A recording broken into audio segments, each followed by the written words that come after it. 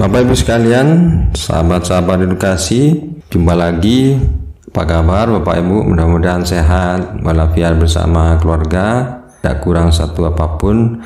Bapak Ibu sekalian, ada informasi penting saya kira, yaitu tentang perubahan pelayanan BPJS Bapak Ibu. Bagi para Bapak Ibu yang ikut BPJS tentunya, saya kira semua itu akan ikut BPJS. Bagaimana informasi lengkapnya? Mari kita ikuti. Ini informasi yang terbaru Bapak Ibu. Bapak Ibu harus tahu, ada pertanyaan apakah semua golongan PNS dengan perubahan pelayanan BPJS ini dirugikan dengan dihapusnya kelas-kelas yang ada di BPJS yang diganti dengan KRIS. Nah, ini yang kita akan bahas Bapak Ibu. Sebelumnya memang BPJS itu memberlakukan kelas 1, kelas 2, kelas 3 untuk memberikan pelayanan Bapak Ibu. Nah, setelah beberapa waktu yang lalu kemudian BPJS melakukan perubahan pelayanan yang kemudian diganti dengan istilah KRIS, yaitu singkatan dari kelas rawat inap standar. Artinya bahwa pelayanan yang diberikan oleh BPJS di mana tidak ada lagi kelas BPJS kelas 1, 2, 3 seperti yang selama ini sebelumnya berlaku, sehingga berlaku sama untuk seluruh golongan PNS Bapak Ibu. Jadi kalau dulu ada golongan untuk rawat inap kelas 1, kelas 2, kelas 3 bagi semua PNS, bagi golongan PNS tertentu sekarang sudah tidak berlaku lagi. Artinya semua PNS itu akan mendapatkan kelas rawat inap standar. Artinya bahwa seluruh golongan PNS akan berhak mendapatkan pelayanan kelas BPJS kelas 1 dan 2. Sedangkan di KRIS itu diratakan pelayanannya Bapak Ibu. Nah, berikut ini kelas-kelas BPJS yang saat ini berlaku di seluruh rumah sakit Bapak Ibu sesuai dengan pelayanan yang diberikan. Antara lain, pertama untuk kelas 3 itu berisi 6 sampai 10 tempat tidur dalam satu ruangan rawat inap. Kemudian kedua untuk kelas 2 berisi 4 tempat tidur dalam satu ruangan rawat inap, dan ketiga kelas 1 itu berisi 2 tempat tidur dalam satu ruangan rawat inap. Nah, sesuai dengan Perpres nomor 19 tahun 2016 tentang perubahan kedua atas peraturan Presiden nomor 12 tahun 2013 tentang jaminan kesehatan, dijelaskan bahwa ruang perawatan kelas 3 diberikan bagi peserta PBI jaminan kesehatan serta penduduk yang didaftarkan oleh pemerintah daerah.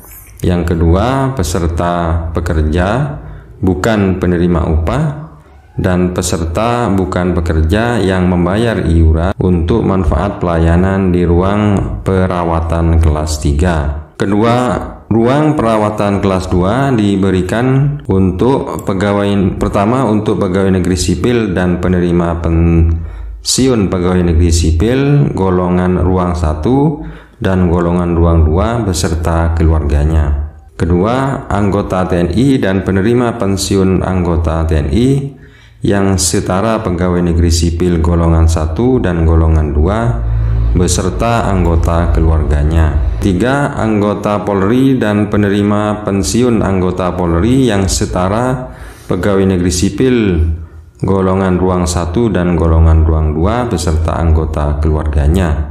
Yang keempat, peserta pekerja penerima upah selain angka 1 sampai dengan angka 3 dan pegawai pemerintah non pegawai negeri dengan gaji atau upah sampai dengan 4 juta rupiah. Kemudian yang kelima, peserta pekerja bukan penerima upah dan peserta bukan pekerja yang membayar iuran untuk manfaat pelayanan di ruang perawatan kelas 2. Ketiga, untuk ruang perawatan kelas 1 itu diberikan bagi pertama pejabat negara dan anggota keluarganya, yang kedua pimpinan dan anggota DPRD beserta anggota keluarganya, yang ketiga pegawai negeri sipil dan penerima pensiun pegawai negeri sipil golongan ruang 3 dan golongan ruang 4 beserta anggota keluarganya. Keempat, anggota TNI dan penerima pensiun anggota TNI yang setara pegawai negeri sipil golongan ruang 3 dan golongan ruang 4 beserta anggota keluarganya. Yang kelima, anggota Polri dan penerima pensiun anggota Polri yang setara pegawai negeri sipil golongan 3 dan golongan 4 beserta anggota keluarganya. Yang keenam, veteran dan perintis kemerdekaan beserta anggota keluarganya. Yang ketujuh, janda, duda atau anak yatim piatu dari veteran atau perintis kemerdekaan. Kedelapan, peserta pekerja penerima upah selain angka 1 sampai dengan angka 5. Dan pegawai pemerintah non pegawai negeri dengan gaji atau upah di atas 4 juta rupiah sampai 8 juta rupiah.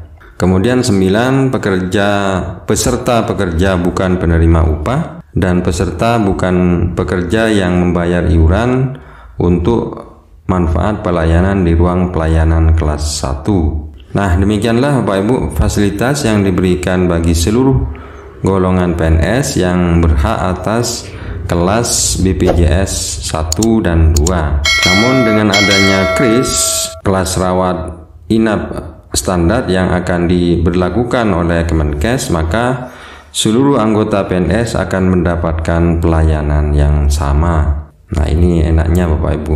Baik untuk pejabat negara maupun golongan PNS golongan 1 dan seluruh lapisan masyarakat yang ada saat rawat inap di rumah sakit. Tentu dalam hal ini tergantung dari sudut pandang mana melihatnya. Jika dari kacamata golongan kelas PNS 4 tentu KRIS menjadi merugikan tentunya Bapak Ibu.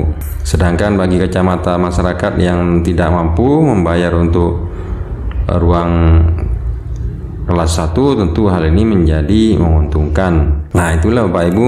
Jadi terserah dari mana kita menilainya. Yang tentu nantinya KRIS ini akan menerapkan pelayanan sesuai kelas BPJS 2 dengan 4 tempat tidur dalam 1 ruang rawat inap. Jadi dengan 12 kategori syarat ruangan yang ditentukan Kemenkes bagi penerapan KRIS ini di seluruh rumah sakit di Indonesia Bapak Ibu. Tapi yang jelas bahwa BPJS sudah tidak menerapkan adanya kelas-kelas untuk perawatan rawat inap bagi pasien PNS dan pensiunan. Mudah-mudahan bermanfaat. Assalamualaikum warahmatullahi wabarakatuh.